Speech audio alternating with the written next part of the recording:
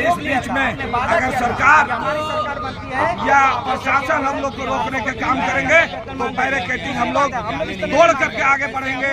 इसके लिए जितना सरकार के पास लाठी डंडा है वो चलावे, हम लोग मानने वाले नहीं है। सारी गाइडलाइन हम मानते हैं तो हमें शिक्षक का वेतन मान देने आपको क्या तकलीफ हो रही है? कहीं ना कहीं आप हमसे दोहरी नीति अपना रहे, तो आप ये दिन दूर नहीं है कि आप अगर दोहरी नीति अपना रहे तो 2024 में हम भी ये नीति अपना के आपको नीचे गिरा देंगे। हम आपकी मांग को पूरा करेंगे, आपकी मांग के प्रति सहानुभूति है, परंतु आज तक सरकार हमारी मांग को पूरा करने के लिए एक डेग भी नहीं लिया है। आज हम लोगों ने विवश होकर मुख्यमंत्री आवास घेराव करने आए हैं और हम लोग किसी को रोकने से रुकने वाले नहीं है। हम लोग मुख्यमंत्री आवास घेराव करेंगे। जो भी शासक आया वह लुटेरा शासक आया और आज तक झारखंडियों को लूटने का काम किया। आज बाहरी लोगों को नौकरी दिया जा रहा है, बाहरी लोगों की बात कोर्ट के द्वारा भी सुना जा रहा है। झारखंडियों का बात न कोर्ट सुन रही है, रांची का हाई कोर्ट सुन रही है, न झारखंड सरकार सुन रही है। झारखंडी अगर मांग मांगते हैं उनकी मांगों को एक सिरे से खारिज कर दी जा रही है।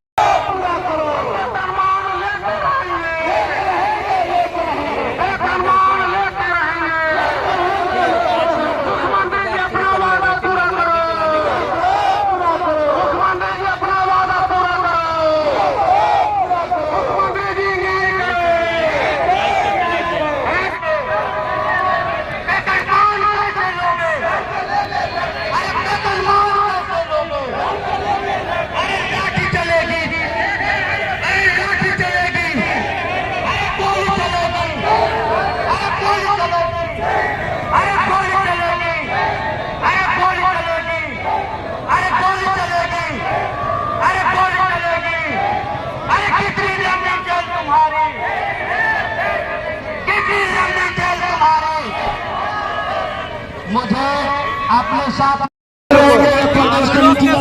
केवल न्याय नहीं किया जा रहा है। झारखंड के तमाम निवासियों के साथ यह जब से सरकार आई है तब से धोखा दे रही है, तब से यहाँ लूटने का काम कर रही है, झूठा आश्वासन देने का काम कर रही है। यह सरकार मूर्ख बनाने का काम कर रही है झारखंडियों का। आज एक साथ 3 राज्य बना, वहाँ की जनता कहाँ पहुँच गई और झारखंड में जो भी शासक आया वह लुटेरा शासक आया और आज तक झारखंडियों को लूटने का काम किया।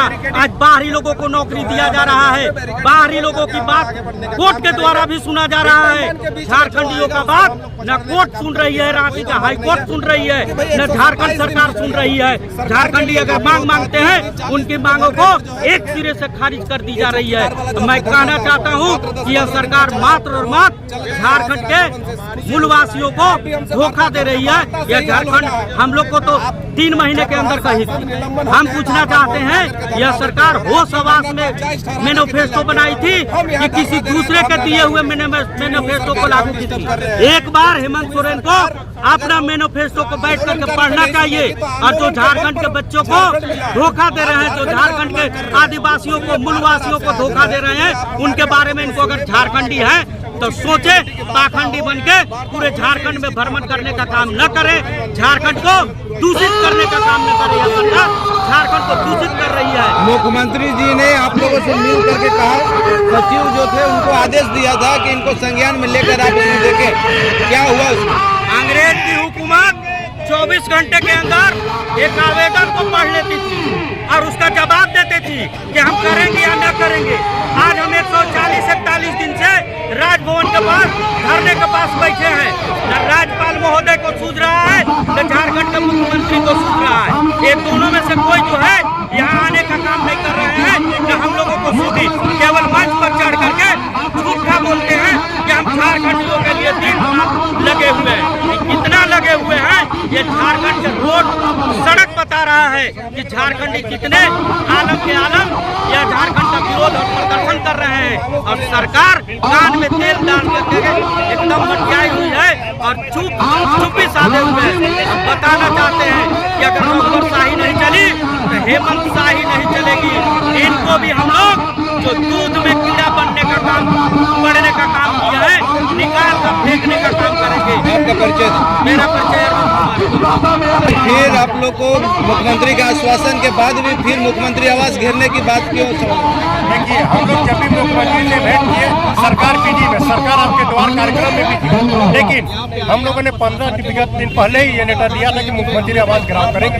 लेकिन सरकार ने जब उनका प्रोग्राम पता चला है चतरा में, कम से कम ये तो होना चाहिए एक वार्ताकार कमेटी यहाँ पे छोड़ के जाते और हम लोगों से वार्ता करते वेतनमान के संबंध में। लेकिन सरकार ने ये काम नहीं किया, तो इससे सरकार का दुर्गति होगा। इसमें सिर्फ सरकार की आनी हम पानी होने वाली नहीं है। और हम लोग 15-20 मिनट यहाँ रुकेंगे। अगर वार्ताकार कमेटी बनती है, बातचीत होती है तो अच्छी बात है, वरना बैरिकेडिंग तोड़ के हम लोग आगे की ओर बढ़ेंगे पूरे झारखंड राज्य के टेंट पर। फिर मुख्यमंत्री आवास घेरने का जरूरत क्यों पड़ा जब मुख्यमंत्री जी ने आदेश दे दिया था? हम लोगों ने 127 दिन से आंदोलन इसी राजभवन पर शांतिपूर्वक कर रहे हैं।